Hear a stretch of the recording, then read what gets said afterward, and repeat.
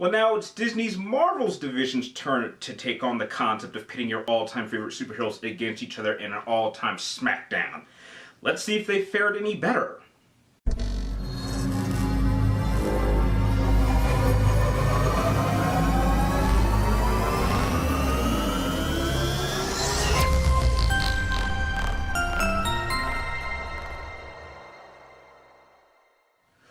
Well, what's up again, guys? Brian here at 3TR, and welcome to my official movie review for the next induction in the Marvel Cinematic Universe titled Captain America Civil War. Now, I'm not really going to go into the cast because there's just too many people that all give really great performances, but I will say that it does bring the return of the Russo brothers, whose last entry in the Marvel Cinematic Universe was actually another great superhero film titled Captain America Winter Soldier, which entered the very, very small club of cinematic universe movies from Marvel that I deemed as amazing, truly great movies. So much so that I actually stated in my Captain America Winter Soldier review that it was actually better than Man of Steel and The Dark Knight Rises, and I still stand by that statement. Now, this movie actually takes place after the events of Avengers Age of Ultron, in which the governments of the world have deemed that the Avengers are a little bit too destructive. They're causing just too many collateral damages and casualties.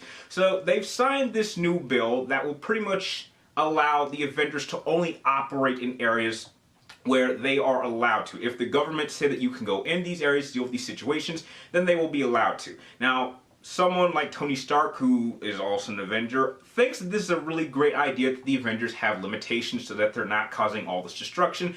But Captain America is kind of against it, believing that, heck, if we sign this bill, you know, we're going to be working for a government that has agendas, and what if there's a place that we need to go but they don't let us, and agendas change because, heck, look what happened to S.H.I.E.L.D. That was under the control of Hydra and nobody knew about it. And this obviously causes a division amongst the Avengers in which some people will side with Captain America and some people will side with Tony Stark.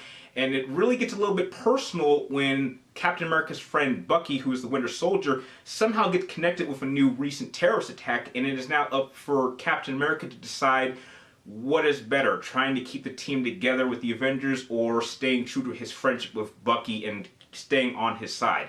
And it really all comes together in this massive smackdown in which friendships and allies and all sorts of badassness comes to one place, and that's really all I want to say in terms of just giving you guys pumped up for this movie. Now I'm pretty much going to tell you what you want to hear. This is not just a good Marvel movie. This is an incredible Marvel movie, and if you haven't seen it by now or haven't seen it multiple times, what is wrong with you? I can't name enough positives about this film. The acting across the board from just about everybody was truly spectacular, and I absolutely loved how it allowed you to see the human side of these characters.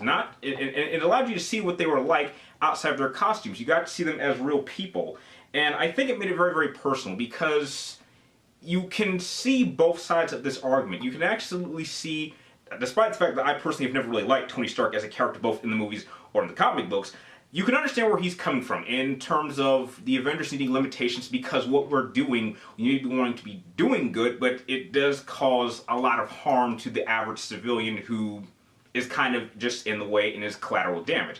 But you can absolutely understand where Captain America's coming from and believing that, you know, we shouldn't be limited to what we can do in terms of helping people. We shouldn't allow governments choosing our missions for us. And you can absolutely understand why he needs to be supportive of his best friend Bucky because of their friendship. And so I personally wasn't jumping between the two groups very often. I was pretty much mostly on one person's side, but if I had to do it in terms of percentages, it was more of like I was with one person 85% of the time, and the other person maybe 15% of the time throughout the movie. I also say this, that the action in this movie is truly spectacular, especially the stunt work. And the throwdown at the airport is okay. A lot of people have been saying it, and as a DC person, trust me, this is a person whose all-time favorite superhero movie is still The Dark Knight, and enjoy Man of Steel, and even I'll admit, I know I don't want to mention it, but even I didn't really like Batman vs. Superman too much. As a DC person, this is probably the greatest comic book action scene we have ever seen. I've only got one flaw with it, but I'll talk about it later. But it really is an all-time smackdown. I mean, you see everyone just kind of going after each other. You see tag team moves, you see team-up moves, you see people saving each other. You really get to see everybody really shine.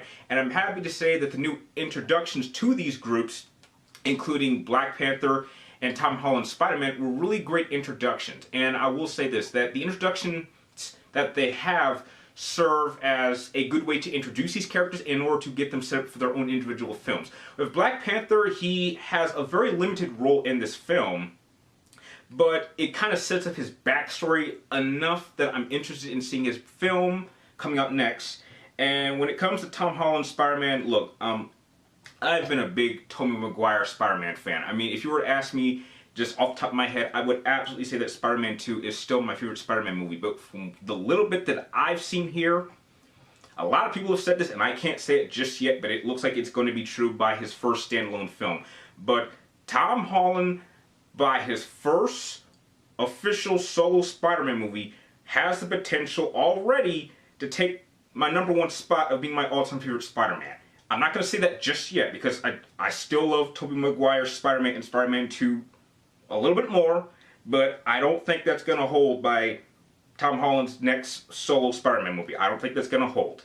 Now, to go back to the throwdown, here's my only issue with it.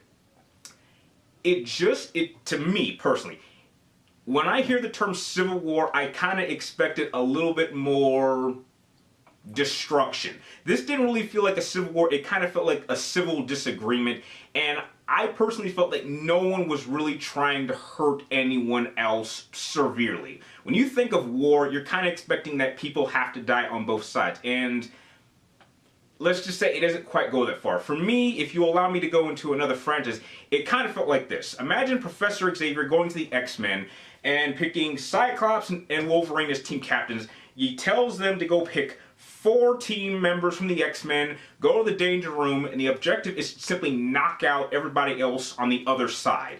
You're not really trying to hurt the other person, just knock them out. And that's really what this fight felt to me. I mean, if you're going to have a major smackdown like this, I think there should have been a casualty or two. And the way that the film ends, it kind of ends on a kind of mellow note, because you know that by Avengers Infinity War, which I believe they're changing the title, you know this is all going to be brushed over and they're all going to be united once again because they have to.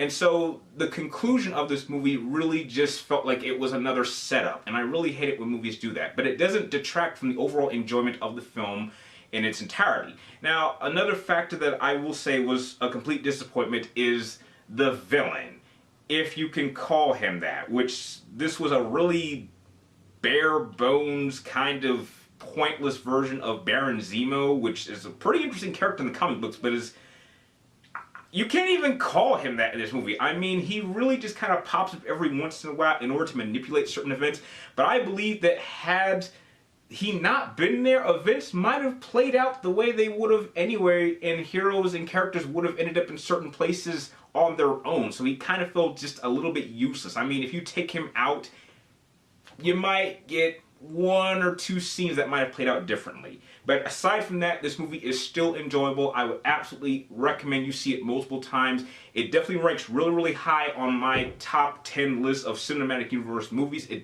definitely ranks in the very much higher top area. And if I had to give this movie a rating, it is going to be an A-.